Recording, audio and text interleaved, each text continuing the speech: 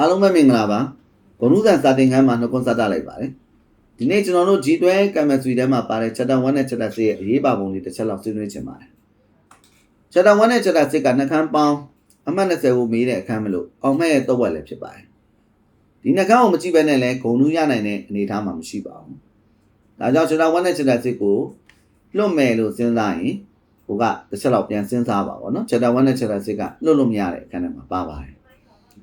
ဒီအဆုံးကျွန်တော်တို့ Chapter 1အကြောင်းချက်လောက်ပြန်ပြီးဆွေးနွေးရအောင် Chapter 1မှာကျွန်တော်တို့ကစက်စာအနေငယ်ပါပါတယ်ဒီစက်စာတွေကိုမကြက်ပဲနဲ့ကြည့်မယ်ဆိုလို့ရှိရင်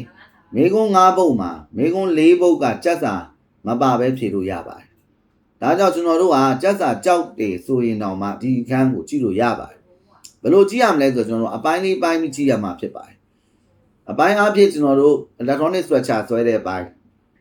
ဘွန်း3ခုရှိတဲ့အပိုင်းနောက် Lewis structure ဆွဲတဲ့အပိုင်း Vesper ဆွဲတဲ့အပိုင်း bond polarity ဆွဲတဲ့အပိုင်း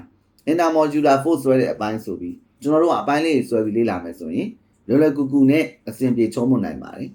ဒါကြောင့်ကျွန်တော်တို့တပိုင်းချင်းစီထပ်မှန်ပြီးတော့ဗီဒီယိုလေးနဲ့ထပ်တွေ့ကြရအောင်ပါ